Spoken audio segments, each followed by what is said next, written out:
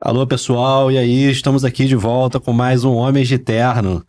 Eu sou o Paulo e estou aqui com o meu parceiro, Daniel, terceiro episódio aqui. terceiro episódio nosso. Uma grande honra estar aqui novamente no nosso estúdio podcast com o nosso amado diretor.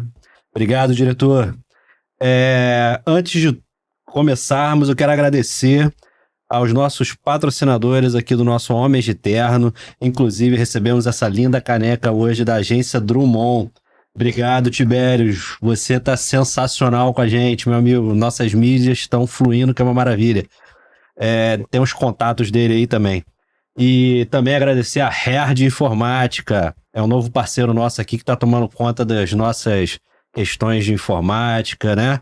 E também ao Trade 4D, nosso amado Felipe, que está conosco num projeto, né, o Daniel, mensal, né? Um vídeo mensal falando sobre investimentos na bolsa. Vai ter muita coisa. Vai ter muita história boa pra gente contar aí nos próximos episódios. Acompanha a gente. E também a Muniz e Souza, uma corretora de seguros que toma conta da nossa vida, né? É. Sem eles, a gente tá meio perdido aí na história. Então, estamos aqui hoje com um grande amigo, né? O Kaique, Carlos Henrique, né? Kaique, é um profissional excelente que eu tive o prazer e a grande honra de conhecê-lo há mais ou menos uns 2 anos, 1 ano e meio, 2 anos, né, Kaique? E a gente vem batendo um papo bem legal. Kaique é um grande amigo, bem fora da curva, como eu costumo dizer. E resolvi fazer um convite para ele vir aqui e contar um pouco da história dele pra gente. Você quer fazer algum complemento, Daniel? Claro, pô, eu adorei. Eu conheci o Kaique também tem algum tempo, né? Eu conheci através do Paulo e através da obra dele, né? O que foi muito interessante, porque veio a calhar assim de uma temática pro episódio, assim, de cara. A Teve gente uma conexão teve boa com o que a gente está passando hoje no exatamente, mercado, né? E vamos fazer o seguinte, Kaique, por favor. ninguém melhor, né, cara, para falar sobre os seus projetos e sobre você do que você mesmo. Conta um pouquinho pra gente. Tá bom, vamos lá, boa noite. Paulo, Daniel, cara, primeiro, obrigado aí pelo convite, fiquei muito feliz pela oportunidade, é um prazer enorme poder bater um papo com vocês, muito legal. Bom, minha história ali um pouquinho, né, meu nome é Carlos Henrique, e como meu nome era muito longo, eu ganhei esse apelido em Minas, né, eu estudei em Minas e ganhei o apelido de Kaique, que aí reduziu bastante, hoje Kaique já é um nome, perdeu um pouco de sentido, mas eu continuo sendo chamado. Então, se eu estiver na rua e te chamar Carlos Henrique, você não vai me entender. Eu procuro, quando eu tô numa reunião, quando alguém fala Carlos, eu procuro antes pra ver se sou eu mesmo. Aí quando eu vejo que sou eu falo, opa, sou Ok. eu. E fiz um short name também pra ser conhecido ali no e-mail, nas redes sociais, pra ficar mais fácil ali me encontrar, né? Porque senão não vai me achar como Carlos Henrique. O que me deixou. Primeira curiosidade que eu tive ao abrir o livro foi isso. Pois é. Carlos, hein? E acabou combinando mais comigo do que talvez o peso do Carlos. Eu acho que eu sou mais leve com o Kaique e acabei curtindo. O Henrique não pegou, adoro Henrique. Acabou não pegando, ficou Kaique. É isso. Bom, nas minhas andanças aí, estudei matemática, fiz língua portuguesa e fiz também pedagogia pela Unirio, né? São 3 graduações que a princípio todo mundo acha distinto, mas no fim acaba que tudo se complementa e tem um sentido nas ciências, né? E diversas especializações que me ajudaram a escrever, a publicar, a discutir os assuntos, a estar nos fóruns, né? Então, assim, eu acho que isso me deu uma dinâmica, né? Então, o que me compõe hoje é um pouco dessas especializações, assim. Então, se eu tivesse que me definir, eu não sou nenhum matemático, nenhum professor de língua e nem um pedagogo. Eu sou um pouco disso tudo. Talvez uma pessoa boa para conversar sobre Um grande um estudioso, assunto geral. no caso. Obrigado. Eu vejo muito disso em você, né? Um tempo que a gente se conhece, é uma pessoa que se dedica muito às questões científicas e acadêmicas, né, o Kaique? E que, de certa forma, você acaba passando isso, né? Transparecendo isso na sua carreira profissional e também na sua carreira acadêmica, né? Perfeito. Eu, assim, e os frutos que a gente leva, né? Você foi da minha turma de mestrado, meu amigo até hoje. Fizemos mestrado junto no campus de engenharia da UF e estamos aqui discutindo com propósitos diferentes e mesmo assim a gente conseguiu fazer essa convergência. É meio sobre isso a minha vida, né? Você vai conseguindo vários amigos, seja como docente, como discente, como colega. Então isso me parece mais um propósito de vida. Se eu tivesse que citar um pouquinho Mário Sérgio Cortella, qual é a sua obra? Talvez a minha obra seja essa. Eu adoro permear as ciências e discutir ali um pouquinho do assunto das pessoas, ouvi-las. Talvez esse seja o meu legado. Eu percebi, né, que você fez 3 graduações que, na verdade, se a gente parar para pensar, são os 3 elementos ali que estão estruturando a IA hoje, né? A matemática, a linguística, né? Perfeito. Português, e pedagogia, né? Sim. Essa questão da aprendizagem, ela acabou se descentralizando do humano, né? E essa questão do que é humano, do que é artificial, do que é natural, do que é adquirido, isso se traduz em fenômenos que são atuais, que são sensíveis, muito sensíveis. Eu, particularmente, tenho uma história assim com meu pai, né, de teletrabalho. Ele sempre quis ter um home office, ele comprava revistas, né, na época de jornalismo segmentado, né, ele comprava revistas de home office, e aí tinha aqueles cases e tal. Então, eu acompanhei esse processo. E eu, quando vi o seu trabalho, eu fiquei pensando, caramba, realmente, o teletrabalho na pós-pandemia ele se tornou proeminente e isso criou um ambiente extremamente propício para a IA se despontar como uma, um, um, um conjunto de transformações estruturais, como você coloca. Eu queria entender melhor como que uma coisa chegou na outra nessa tua carreira. Mas né? nada, na verdade nada não. Tudo que a gente falou até esse momento, eu acho que traduz um pouco, né, a sua palavra, mais o posicionamento do Daniel aqui, o questionamento dele, né, entrando na pauta do que a gente vai tratar hoje aqui no nosso podcast, Homens de Terra, toda essa mistura que a gente traz para dentro do conceito Homens de Terra, né? A gente sentar aqui, trazer esse assunto, trazer esse bate-bola, trazer esse raciocínio, ter essa amizade tão longa e legal e gostosa, amizade maneira que a gente tem, para dentro de um grupo de pessoas onde a gente pode discutir abertamente.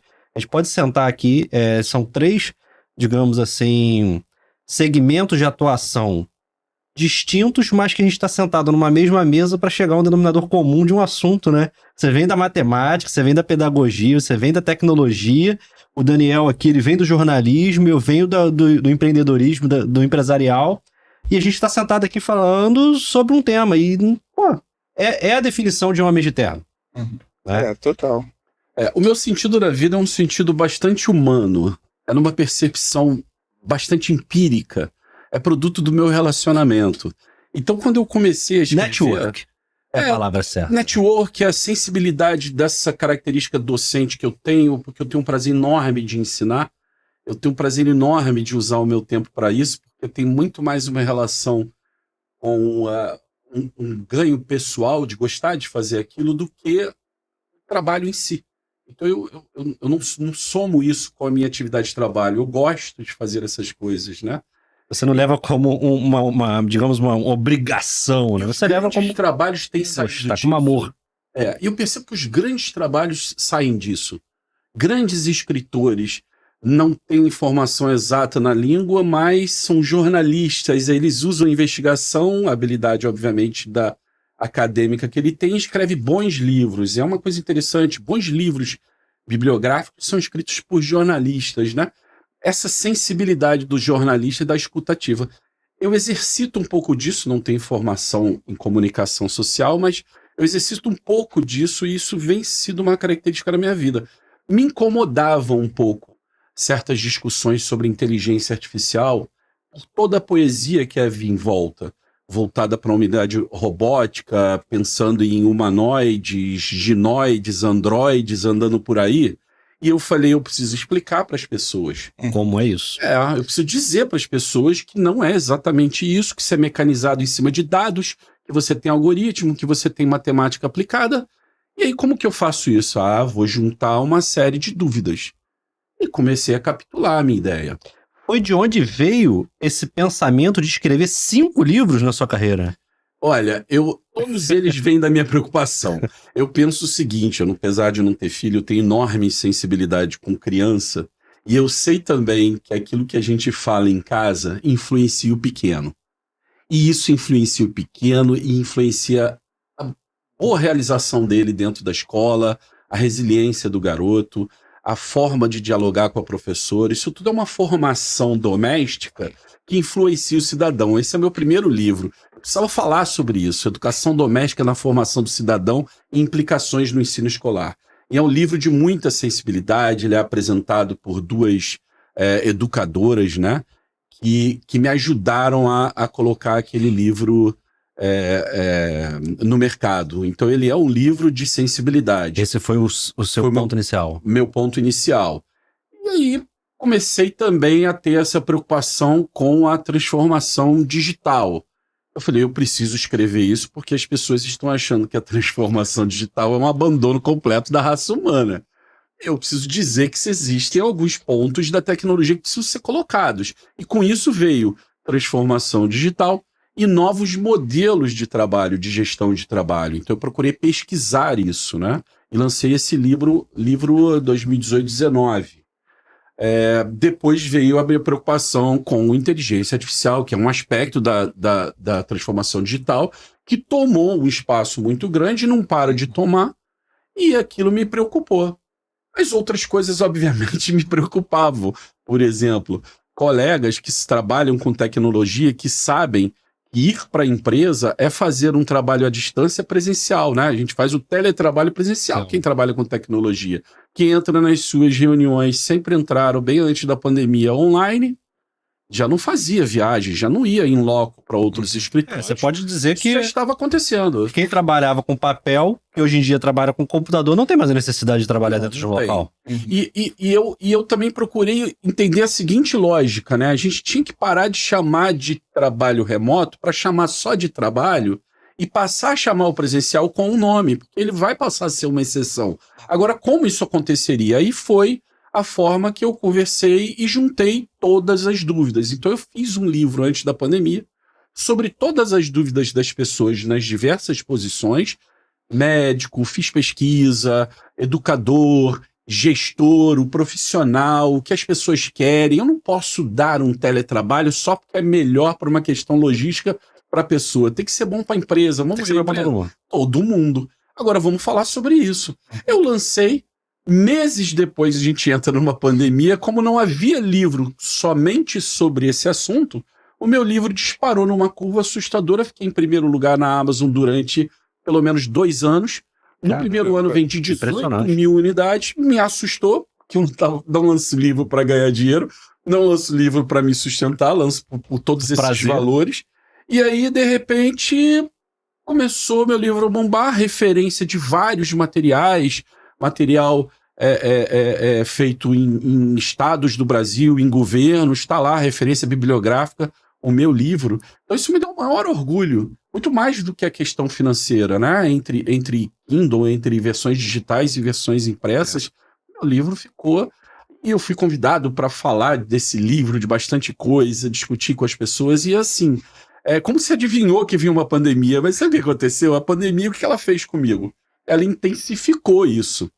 Eu tinha acabado de escrever sobre IA, ia lançar o meu livro fora do Brasil. Você lançou um livro de IA, mas lançou um livro de IA quando? Eu lancei o livro de IA, que ele seria lançado depois do livro de teletrabalho, na pandemia, num evento no Equador, convidado por uma universidade.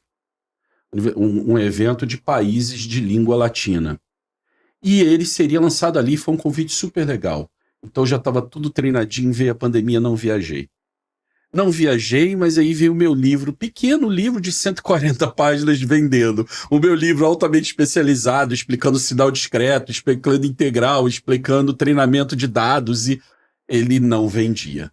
E o que vendia era o outro. Ele só era vendido por pessoas da área. Eu falei, caramba, e o outro livro, que era um momento, falar sobre como trabalhar à distância. E eu falo desde uma liturgia da forma que você tem que agir. Eu fui rompendo, obviamente, com esses paradigmas, as ferramentas de uma forma geral. E aí essa relação de um livro com o outro, né? As ferramentas se ampliaram, daí essa tua introdução foi muito importante, Daniel, porque eu precisava gerir o meu trabalho. E as ferramentas você ia fazer inteligentes começaram a trabalhar. Limitar a nossa vida, porque encontrar o notebook na sala, no caminho para a cozinha, você vai dar uma paradinha e vai ler e-mail, e você tem um risco de ter ali uma pressão na sua capacidade cognitiva ali, de assumir o teu trabalho diário e perder a qualidade. A gente não podia ameaçar. E isso é um valor tão importante. Eu não tenho pesquisa para falar sobre isso ainda e pretendo no meu próximo projeto.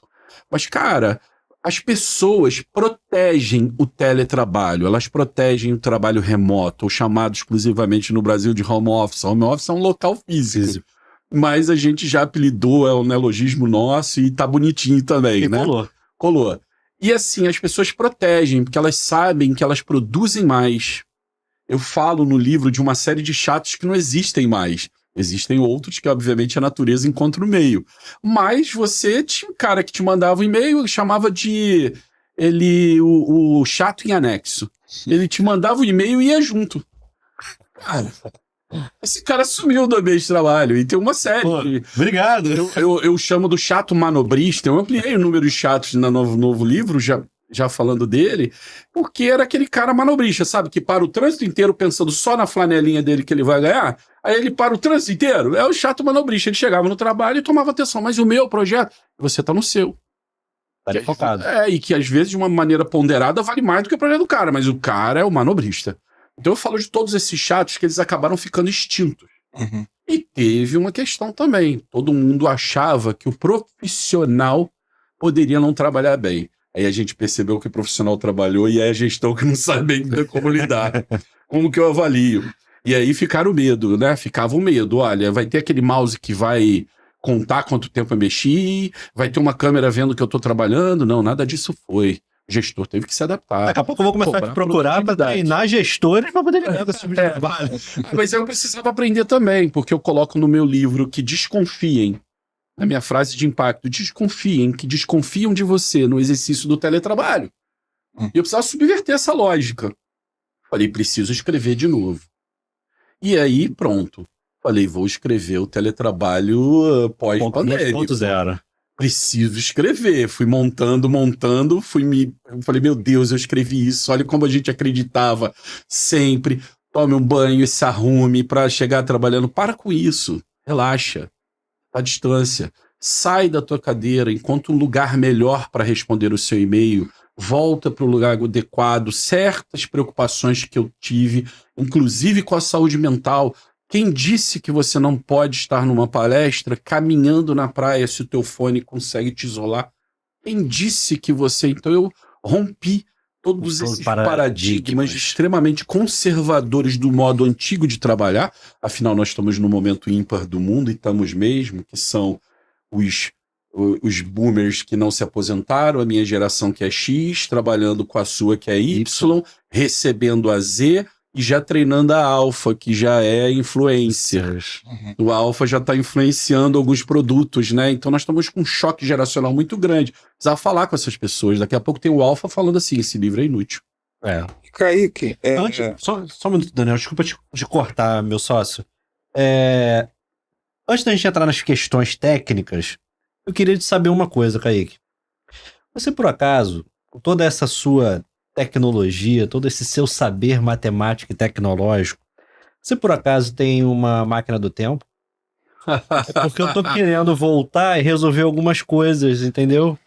A gente dá até pra trazer um psicólogo aqui, né, pra gente conversar sobre isso, mas eu tô precisando voltar no tempo e resolver uma coisa. Porque você lançou 3 livros de temas altamente relevantes que hoje está explodindo no mercado, que é o teletrabalho e potencial da IA, antes da pandemia.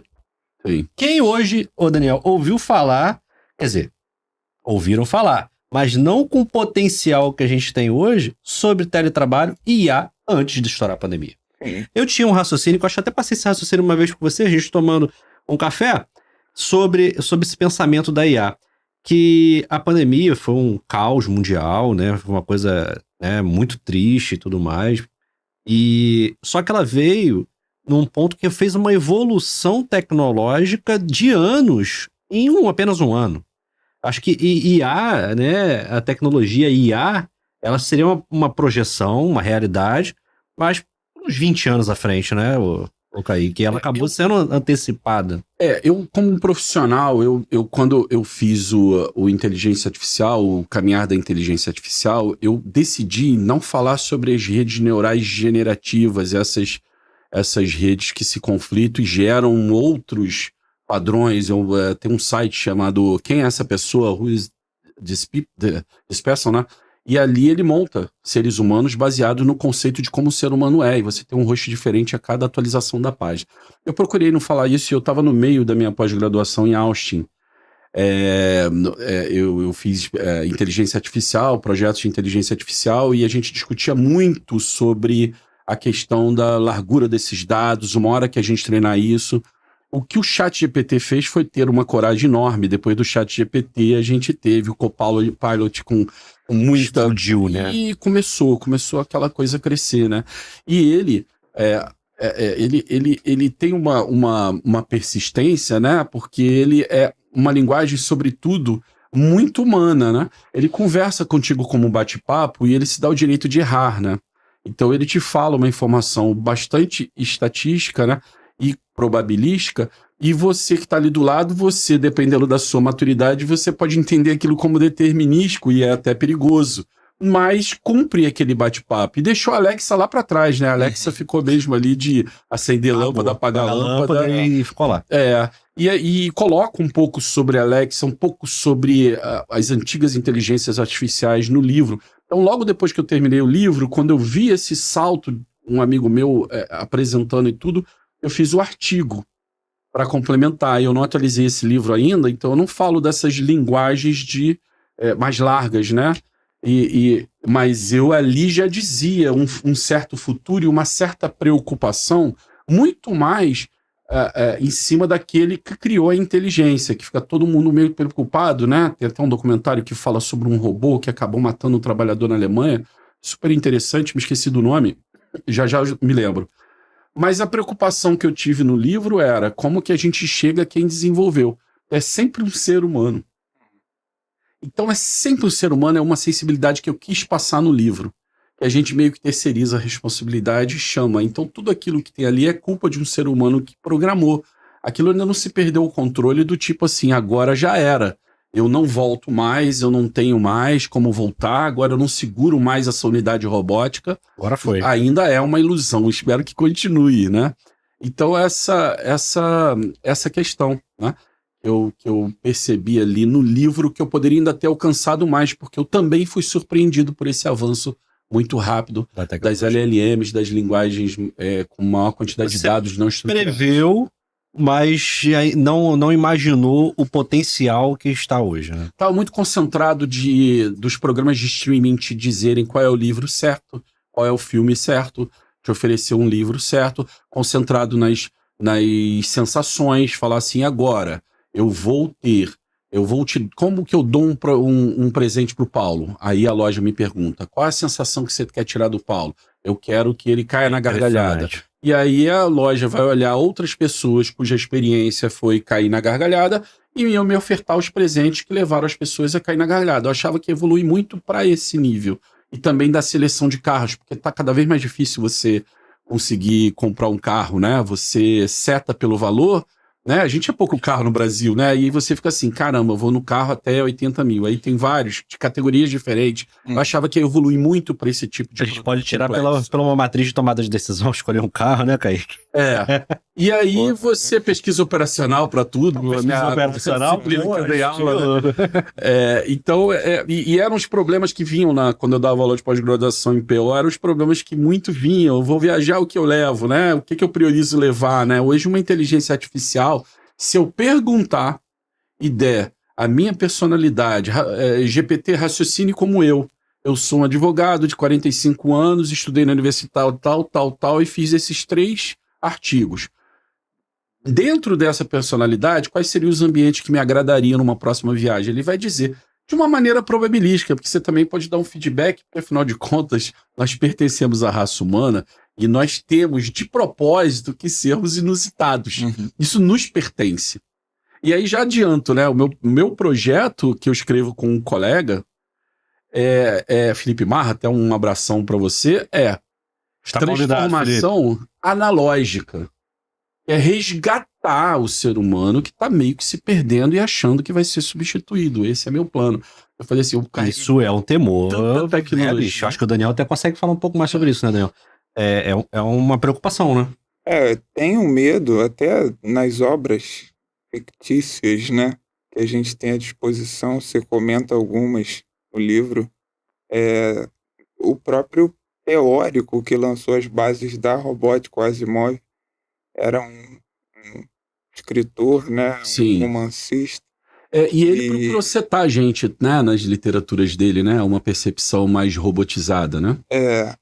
E a gente vê que quando o que está em jogo é inteligência, é consciência, inteligência, é como se tocasse no âmago ali do ser humano a respeito do que ele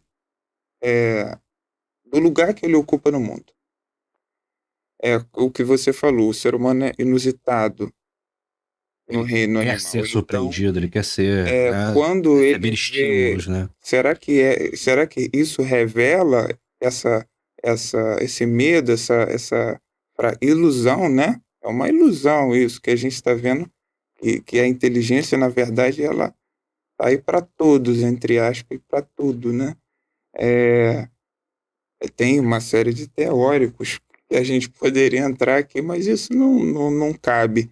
O que cabe, eu acho que é justamente essa indagação. O que a IA revelou para você nesse caminho, né, nesse caminhar de pesquisa e atuação profissional a respeito do ser humano? Primeiro ponto, Um ponto interessante. dessa questão, e profundo, né? Eu sempre tive a consciência de que não iria substituir a raça humana. Embora eu entenda que os países mais automatizados já substituíram em questões mecânicas, né? Não tem ninguém tirando a casca de um coco na mão, como você ainda vê no interior do nosso país. Mas não acreditava que a gente pudesse substituir, por exemplo, a mão de um cirurgião, né? O cirurgião vai para uma posição um pouco mais estratégica e opera a partir de um sistema computacional, né? Isso já é uma cirurgia robótica, né? Mas, de fato, eu entendo que também não ameaça a raça humana à medida que eu coloco o ser humano numa questão um pouco mais estratégica.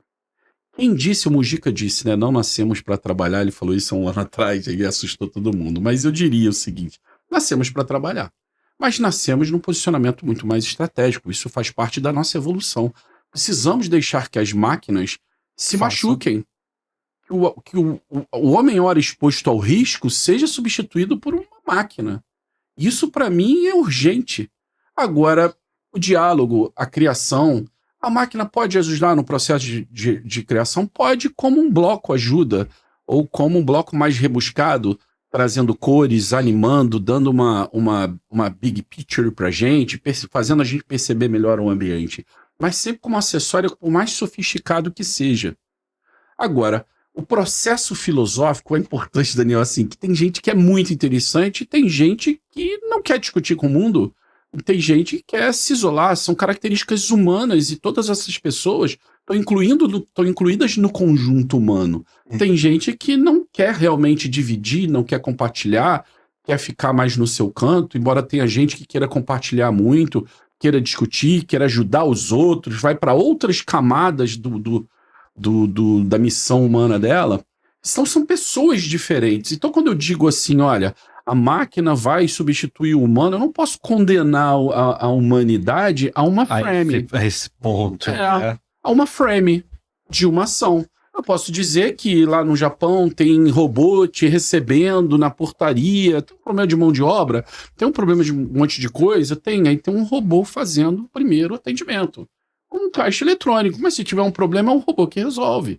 Mas tem que entrar o ser humano. Mas a manutenção... A manutenção... O ser humano, ele não vai ser descartável. Isso a gente entende, né? E absorve esse sentido. Porque alguém, de certa forma, tem que controlar a máquina. Alguém tem que fazer a programação da IA. Alguém tem que ensinar a ela a fazer o que ela precisa fazer. É limitada, né? A autonomia é limitada.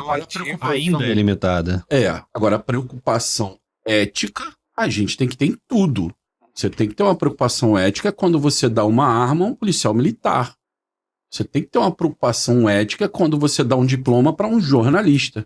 Você tem que ter uma preocupação ética quando você dá um diploma, dá licença para um médico. Você precisa de uma preocupação no aspecto da ética, que talvez a gente tenha que dar um olhar muito grande. Existe lei para tudo, não estou propondo aqui a criação de uma nova lei, mas que a gente entenda os agravantes, entenda a questão da culpabilidade, entenda até onde a gente vai, eu culpo a máquina, prendo a máquina. Existe um ser humano que colocou, existem os sensores para que impeça qualquer tipo de acidente. Nada disso é novo, apenas o mundo digital. Quando eu forneço uma furadeira, eu não espero que aquela furadeira que existe desde lá do século XX é aquela broca se inverta e fura minha mão, né? Eu espero que ela me atenda, aquilo é só uma máquina elétrica. Aí, do mesmo jeito, eu trago de uma maneira, de novo, um pouco mais sofisticada, mas uma preocupação na ética. Então, na coleta de dados. É muito importante desde a coleta de dados. Se eu digo, olha, o próximo profissional dessa grande empresa do ramo automobilístico vai ser um homem formado numa universidade federal que tenha feito papapá. Pô, eu reduzo o meu nicho. Mas por quê? Porque eu treinei uma máquina e viciei um modelo e reforço aquilo que aconteceu, não me dando chance de mudar. É ignorância, né? E aí eu treino a máquina em cima de um acontecimento. Como só teve homem que trabalhou nessa posição durante esses últimos 10 anos, eu vou lá e filtro e falo, tem que ser homem. Esse tipo de trabalho mal feito, que isso, geralmente, você não vai ver isso no cientista de dados, que essa habilidade e habilitação para ser cientista de dados, ele não vai fazer isso. Mas os curiosos, os criadores de painel, dashboard, porque eles precisam ter essa ideia daquele reforço. Hoje você pega os dados, manda treinar numa cloud e ele te volta com coeficiente dizendo, ó, ser homem é peso 0,3. Não, simplesmente tira o atributo sexo. Simplesmente tira o atributo da universidade. Vamos testar, vamos raciocinar sob outros paradigmas. E assim a gente criar modelos mais éticos para cumprir um mundo muito mais diverso. Então esse é um cuidado, que isso é culpa de quem está fazendo gestão de dados, né? E fica muito claro no teu livro, não dando spoiler aqui, vale muito a pena, porque quero até parabenizar, você tem uma verve literária assim muito, sabe, potente. Então isso fica bem claro ali na eficácia do que você está tratando. Os argumentos, eles se encadeiam ali de maneira muito fluida. Mas eu perguntei sobre o que a IA, como e o que a IA revelava sobre o humano, e eu lembrei de uma passagem que você traz o efeito, eu não sei se a pronúncia é assim, é Dunning-Kruger, ou Dunning-Kruger, né? E é um efeito, uma espécie de ilusão, né? E confina a pessoa numa ignorância e fecha ela para o contato ou a atenção à diferença, né? E isso é utilizado para analisar sistemas de inteligência artificial, ou seja, um efeito que é estudado um efeito humano, né, um fenômeno humano que é estudado, né, para psicologia e que é utilizado para analisar um comportamento das máquinas, né? Como que isso também, para mim isso foi muito interessante, para mim isso foi até inusitado, né? Você Sim, aprender sobre e esse elemento, a ignorância, isso me lembrou também o Turing, que isso aí. se, né, confina naquela coisa, você ter a ilusão de que o robô é, tem uma consciência humana a partir do engano, quando ele te engana que ele é artificial. Oficial. Isso, sabe, Sim. o engano e a ignorância tão presentes e você usou essa metáfora para explicar os sistemas ali. Como é que foi isso? Olha, eu sou fã Te da assustou? máquina de Turing. A gente precisa preservar o contexto. A gente precisa evoluir dessa lógica. Sim. Porque, obviamente, hoje, quando você tem uma interação com uma LLM qualquer, um Copilot, e o Copilot ele ainda tem uma preocupação de te dar de onde ele tirou aquela informação, e eu puxo uma sardinha só para isso, porque eu acho legal, porque você Tem a valida fonte. e ele estratifica e valida de onde ele treinou, quais são as fontes, isso ajuda melhor. Mas o que acontece? Existe uma superficialidade que todos nós exploramos em algum momento da nossa raça humana, porque se o porteiro te pergunta que você está bem e você, na verdade, tem uma doença, você não vai explicar para o porteiro, você tem que tocar a vida. A vida é assim. O problema é quando você começa a explorar essa tua superficialidade para experimentar desvios de caráter, de conduta, né? Então, você pode usar para o mal, você pode estratificar aquela inteligência ali e pegar pontos muito fortes de uma profissão e se fazer uma pessoa entendida. E aquilo é uma preocupação minha. Eu abordei isso no livro porque a inteligência artificial ela te suporta tanto, ela te ajuda tanto, que aí você, por ter ido assertivamente comprar uma televisão a partir de um sistema computacional que te entendeu, e você sai dali entendido em televisão. Daqui a pouco você tá na roda dizendo aquela televisão e aquilo partiu de um algoritmo que pode não servir pro outro. Aí daqui a pouco tá todo mundo comprando o modelo porque Que você você... disse é o modelo. Esse cara Turing não pega, né? Mas a máquina, o que é interessante na máquina? Ela convence. E ela te dá um senso, tem até alguns testes que a gente encontra no YouTube, de autoconsciência. E a linguagem te fala um pouco sobre si, sobre o que é, como se fosse uma pessoa. A depender da maturidade, você não observa. Alguns pontos de Turing ainda funcionam, outros a gente vai precisar evoluir para entender que ponto chegou. O Blade Runner, que é as duas versões, filmes fantásticos, que a busca é de fato para reconhecer. O Blade Runner 1, ele, lá atrás, na década de 80, o Android excelente filme. salva ele. Nós tínhamos dois Androids e uma Ginoid, né, entre e o Android, ele foi lá e tirou, salvando para mostrar que ele tem compaixão. Ele desenvolvia aquilo. IA, o próprio filme IA, inteligência artificial. A gente não chegou nesse ponto, mas a gente chegou em alguns pontos que são, de fato, determinísticos, que eu preciso programar um carro inteligente e dizer para ele. Um ser humano, se ele está na frente de uma provável batida, a direção na mão dele, ele vai decidir na hora qual é o melhor caminho, se ele vai para cima da van, da moto ou do canteiro. Isso é uma decisão distante diante de tudo aquilo que você está passando e você decide. Um carro, no meu 0 e 1, eu preciso decidir antes. Numa árvore de decisão, se eu atropelo a grávida ou a pessoa de idade. Se eu vou para o barranco ou entro numa casa. Essas são definições anteriores e nisso envolve ética, obviamente, e precisa ser validado. A gente precisa estar atento de ter mecanismos reguladores que validem esse modelo. E isso é um problema, porque quando eu tiro carteira não me questionam isso. Não traz esse. Mas num carro autônomo eu preciso questionar. Então tem uma série de questões humanas que hoje eu chamo dos conflitos reais com a máquina nessa atualização. Que uma é a exploração para você de maneira muito superficial e você sai achando que de fato você está especializado por ter sintetizado aquilo, e aí já tem TCC, tem defesa em juízo feita no GPT, que juiz às vezes pega e dá problema. Então assim, tem uma série de questões que atrapalham, de fato, e aí é um problema de ética individual, mas isso também sempre teve. Você pagava para alguém fazer o teu trabalho, para alguém... Sempre teve, só que aumenta a escala, né? Vai aumentando um pouco a escala. É isso. Nesse sentido, você tem também esse cruzamento até mesmo dos seus dois livros, né? A inteligência artificial com o teletrabalho. E a questão ética que você cita com bastante firmeza aqui, né? Eu vejo um ponto de conflito nessa questão, né, de teletrabalho, uso de inteligência artificial.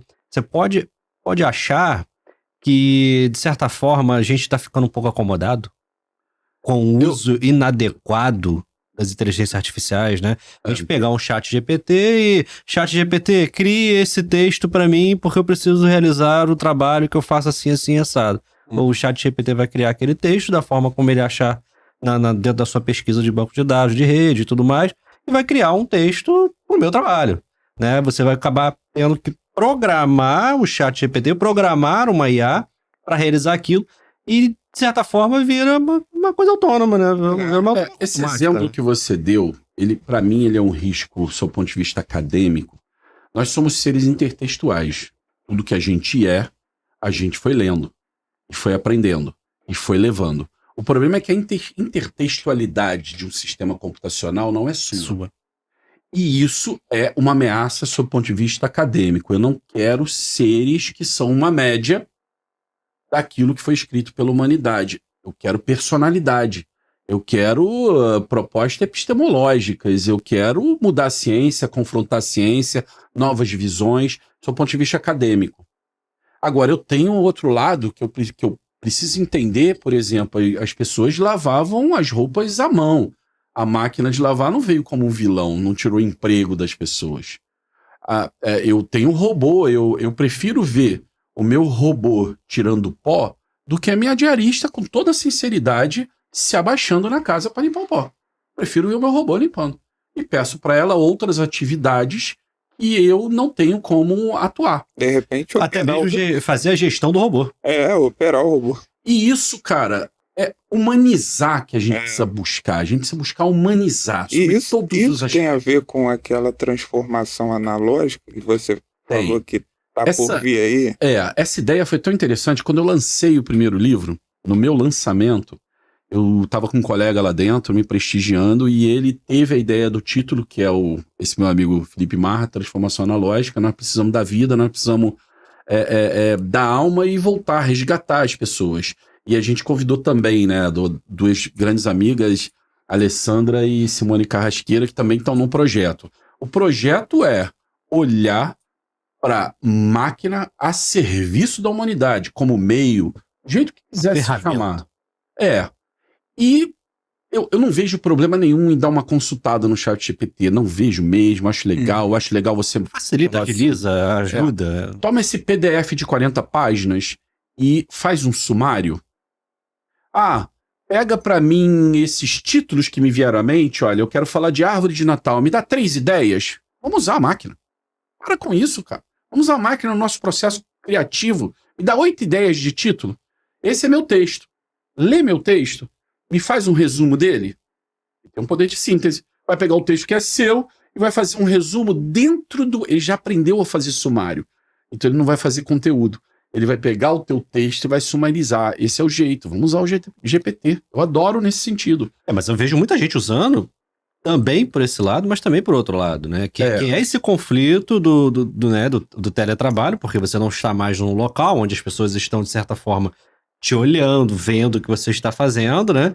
Você está num trabalho na sua residência ou no escritório flutuante ou algo do tipo, e que você tem uma ferramenta de grande potencial e que as pessoas usam a ferramenta, de certa forma, para o mal. Isso vai deixar você até psicologicamente um pouco mais burro, né? Desculpa a expressão, né? Você vai acabar tendo que programar um computador, uma ferramenta, para fazer o seu trabalho, que você foi contratado para fazer o seu trabalho. Eu assim, por exemplo, a geração Z, quando eu olho que passou esse momento super difícil que é a pandemia, se olhar um garoto de 23 anos, 4 anos de pandemia tirou um bom pedaço da vida dele. Um pedaço importante, se você olhar que eles também começaram a discutir nas redes sociais no momento em que o mundo inteiro tá com esses dois polos horrorosos de discussão, nunca foi difícil discutir gerações X e Y sobre política. Você senta, vota no seu político, eu voto no meu, e a gente saía abraçado. E hoje as pessoas não se falam, rompem, e isso é uma nova cultura. Eu vejo que a geração alfa, na minha opinião, como ela já vai nascer com toda a facilidade, ela vai consertar e resgatar. Essa é a minha experiência, minha esperança.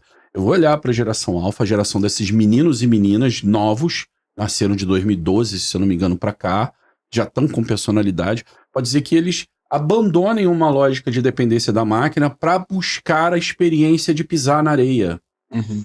Até a década de 80, o que era bonito de ver Isso de seria muito sucesso? importante. Era um cara num carro conversível, com óculos Ray-Ban, fosco, opaco, e ele passava ali representando sucesso.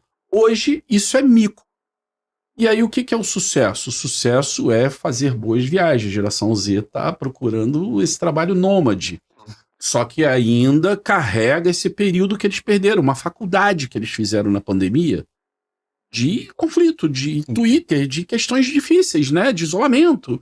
No convívio, partes importantes. Você pegar um garoto que tem 20 agora, tinha 16, saiu com 20, sem conhecer a raça humana. E tem uma espécie de ressaca que é transgeracional também, parece ser transgeracional, parece afetar também, claro que afeta, né? As gerações, os boomers, né? Os baby boomers, que Sim, são que se aí, aposentaram durante essa a época. expectativa de vida no Brasil aumenta também. Sim, sim.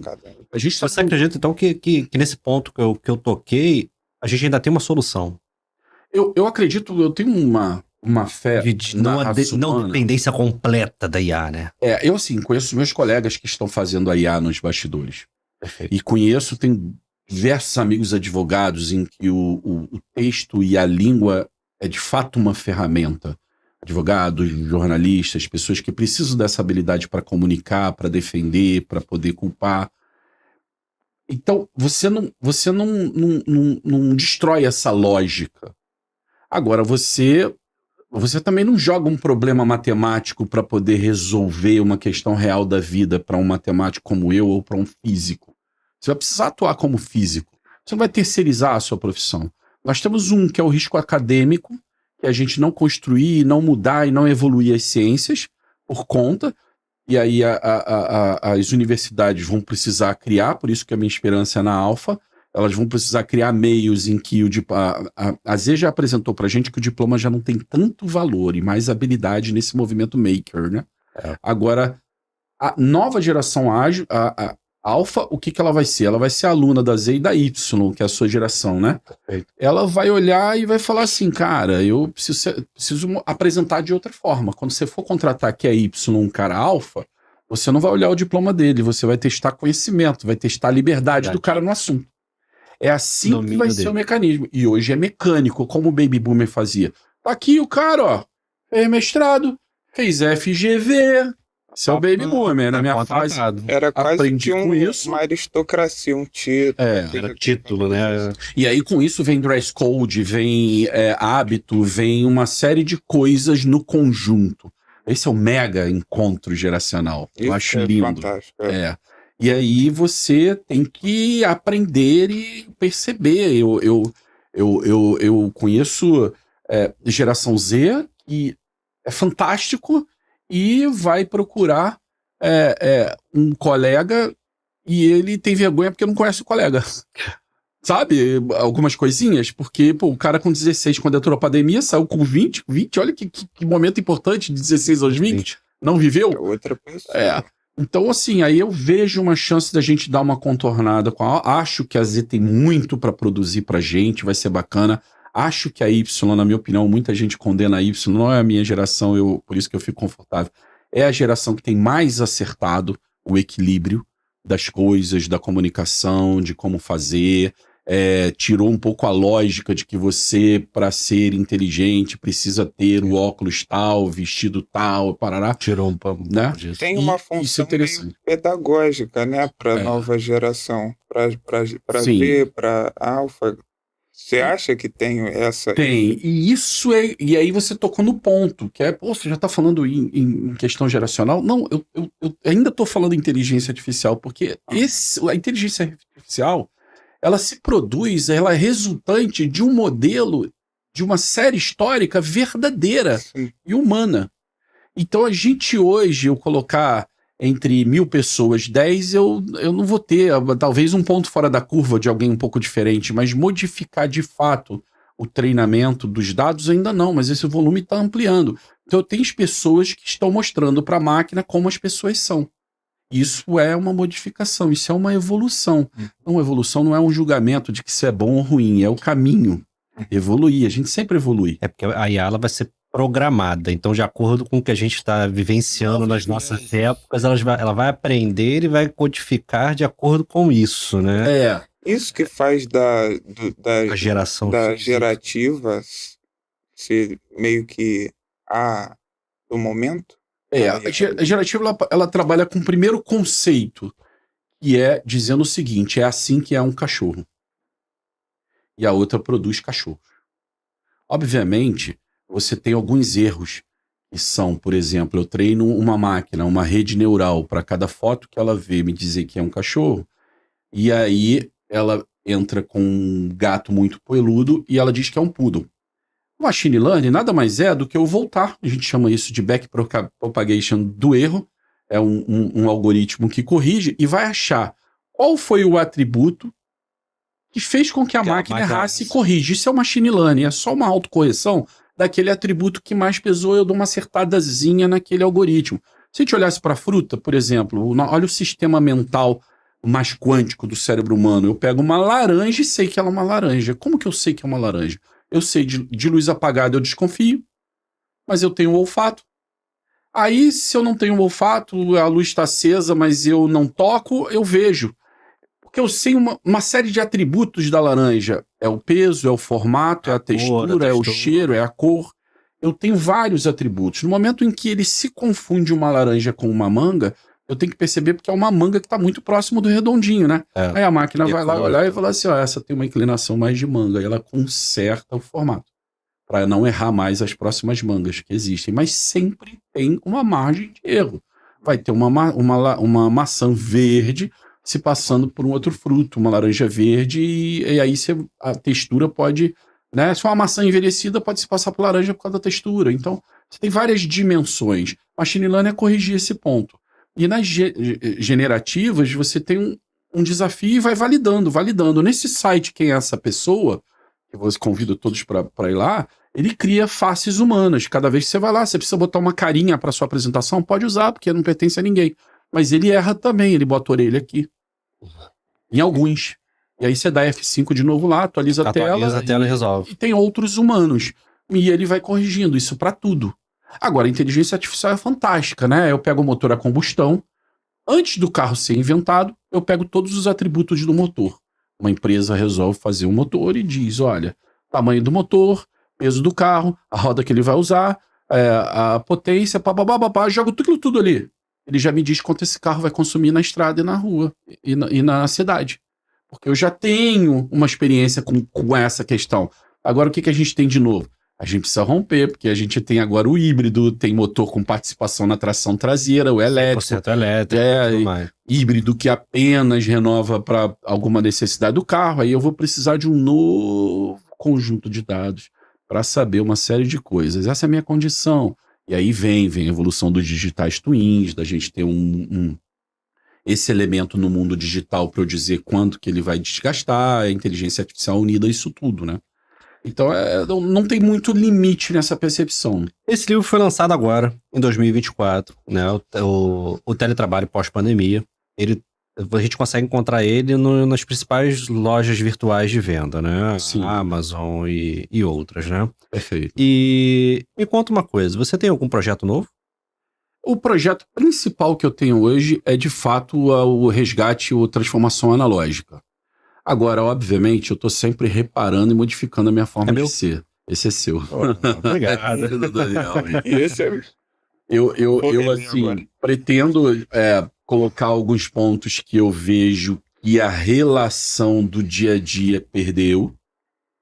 Não para romper com o teletrabalho. Atenção, pessoal, não quero. Não quero continuar no teletrabalho. Mas a gente precisa olhar para aquilo que a gente pode melhorar, as missões objetivas do presencial, Vamos tentar resgatar um pouco do nosso inusitado, de encontrar alguém no café, de exercitar uma conversa, de contar um pouco a sua vida do outro, evitar essas reuniões presenciais online no dia que você vai. Tem uma série de coisas para a gente construir a partir daí, que também é uma obra em evolução. Seria um próximo trabalho, seria a adaptação do ser humano ao teletrabalho, né? Para não perder essa questão da humanidade e o isolamento, e não se isolar completamente fazendo esse tipo de atividade. Perfeito. E o outro projeto, falando também por um movimento que ficou muito comum nas empresas, que são as pessoas que não têm especialização de TI, em TI, que já estão programando, né?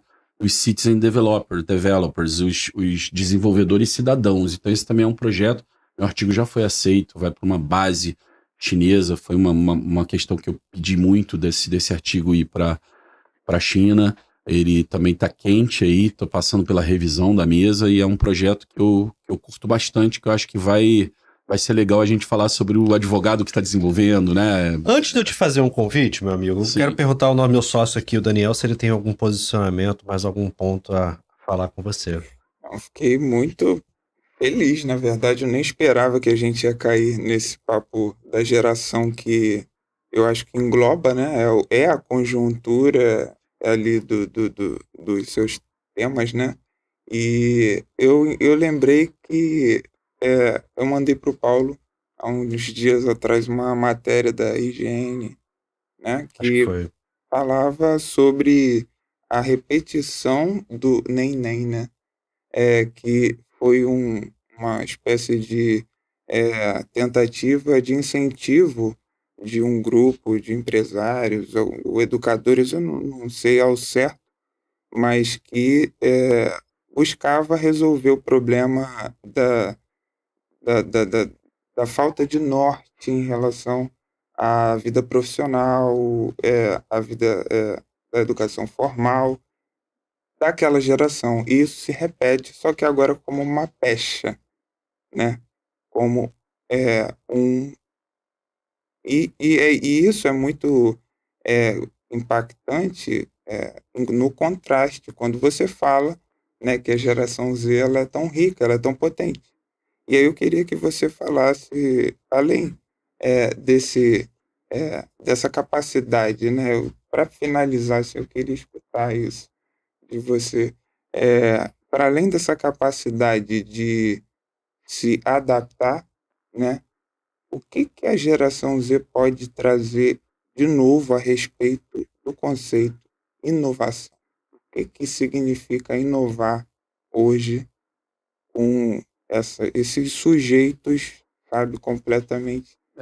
Um primeiro ponto importante, obviamente, sobre as questões existenciais, eu não tenho propriedade, competência para comentar, mas uma coisa que é um fato e a gente já está experimentando isso, é que alguém precisava romper com a lógica de ter o pacotinho Office, né? De usar o Word, Excel, PowerPoint, e usou o PowerPoint, e aí fomos recebendo isso, a minha X mergulhou nisso, o Baby Boomer aprendeu, também, todo mundo, e a gente fica... E ficou naquela caixinha. Já está rompendo. O Z já está mergulhando em propostas, em opções, em que a gente sai daquilo ali, sistema de arquivos, entra para uma outra lógica ali do trabalho diário, da organização do trabalho. O Z coloca a máquina para lembrar ele, para fazer as atividades, para controlar a pendência, muito mais do que a gente. Eu me lembro do esforço que eu tinha uma agenda Cássio, para me lembrar com 128K das coisas que eu tinha que fazer, né? Ficava maravilhado quando eu li aquilo ali. Todos fomos, assim, muito voltados para e-mail, para compromissos de texto escrito, né? O Z sabe mecanizar isso melhor. Ele cria, ele dá um certo sentido inútil ao armazenamento dessas megas planilhas. Ele comunica a partir de dashboards, ele comunica a partir do visual. Tem um storytelling que eles valorizam, tem também a imagem, e ninguém nunca levou tão a sério quanto a geração Z com relação à comunicação das imagens. As imagens, elas falam melhor. A Z tá, essa é a imagem, esse é o gráfico. Eu tinha um professor que eu tive, né, o Marco Aurélio Reis, um abraço. Um gênio também de multimídia, estudo de mídias, né, digitais. E ele não deixava a gente usar PowerPoint, só Prezi.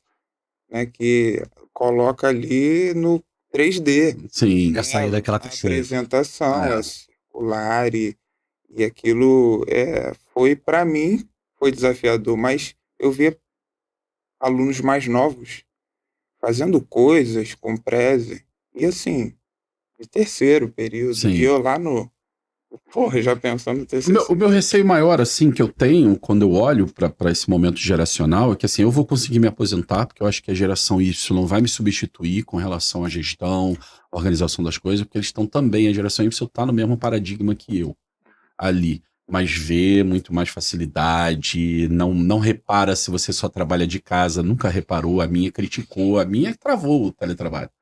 A geração Y protagonizou, o líder Y protagonizou, né? Enfim, e isso não é uma questão de falar mal ou bem das antigas gerações ou da minha, é uma constatação do dia a dia das nossas atividades. A questão, porém, acontece, e assim, não estou fadando a Y a nunca mais se aposentar, mas a gente já percebe uma falta de interesse na Z em liderar pessoas, em ter menos filhos, já é um problema visualizado na Europa, essa questão de ter, a Y já está tendo menos filho, é comum ter um filho só, você era criticado quando tinha um filho só, você fala, você é filho único, isso era um espanto na minha geração, contar que era filho único. Minha mãe teve 3, sempre foi simples falar 3, se eu disser hoje, 3 filhos, que isso? Como Tá tu maluco. consegue? Como assim? Então a geração Z tem essa coisa de não querer ter filho e pensar muito bem, o receio. A geração Z geralmente é filha da minha geração, demos muito, falhamos um pouco, demos tudo. A dificuldade que eu tinha de conquistar, sou filho de imigrante português com italiano, de falar, olha, pai, me dá 10 reais, senta, explica esses 10 reais. E a geração Hoje em tem dia. um MacBook, tem uma viagenzinha para internacional. A minha geração deu tudo, né? E meu pai, mesmo que tivesse, peraí, a vida não é assim. Então, talvez a gente tenha que corrigir um pouquinho, porque tá provado que se as coisas vierem fáceis, elas vão ter pouco valor, né? Então, talvez o resgate disso, o sentido de liderança, que eu acho que vai ficar carente, então nós vamos ver Y. Até por uma questão de previdência que não dá pra gente falar agora, mas eu tô vendo o Y trabalhando 78, 80 anos, vai ser super comum dentro de... A minha geração, eu já pretendo ir até 66, 67, vamos ver. A minha geração já tá indo, tá esticando. Era muito comum ver caras de 59, 60 se aposentando. A Y vai ficar ali, com a expectativa de vida aumentando, vamos ficar No trabalhando Japão, com os tem americanos. velhinhos trabalhando. Então, nesse os sentido todo, japoneses. nós conseguimos esperar excelentes trabalhos seus vindo aí para 2025, né? 2026. Eu tô com o pé direito pra esse ano. Eu tô. Então vamos entrar com o pé direito. esperançoso. Eu vou te fazer um convite, Kaique. Sim. Você aceitaria retornar ao Homens de Terno para falar de diversos assuntos desse nosso mundo tão louco que a gente vive? Vamos fazer. Vamos simplificar a matemática, a língua portuguesa, vamos falar de tudo, vamos falar Porque a de forma vida. como você fala, eu consigo ver um brilhantismo em tudo que você fala, questões pedagógicas, ética, matemática, tecnologia, e eu acredito muito firme de que o nosso público dos Homens de Terno gostariam muito de ouvir mais você falando. Olha, eu fico lisonjeado, fico feliz com o convite aceito. Eu acho que a experiência vai ser muito boa, como está sendo essa aqui para mim que estou super à vontade, desde da direção, da organização. Nosso diretor é maravilhoso, Os né? colegas que talvez tenham diretor, a gente tem outro jornalista aqui também vendo Da a nossa gente, equipe de orientando. Então, assessoria de imprensa e marketing da agência Drummond. eu acho assim, vocês preservaram uma energia, quem tá de casa já deve ter percebido como que a gente tá à vontade aqui. Tô muito feliz de ter feito, tomara que esse trabalho alcance milhares de pessoas para que a gente leve aí algumas ideias e as pessoas possam extrair o melhor. Entender um pouco mais como é que funciona, né? Isso. Então, Daniel, eu acredito que mais um contrato assinado. Mais um Tá ótimo. contrato. Vamos construir credibilidade junto. Gostaria aqui de agradecer mais uma vez a todos os nossos patrocinadores. Agência Drummond, muito obrigado, meu amigo. Você é brilhante com a gente. A Herd Informática, sempre nos auxiliando aqui nas nossas questões técnicas, né? Mais uma vez, obrigado a Muniz e Souza por toda a segurança que você traz para nossas vidas, né, Daniel? Sem eles, a gente estava um pouco quebrado.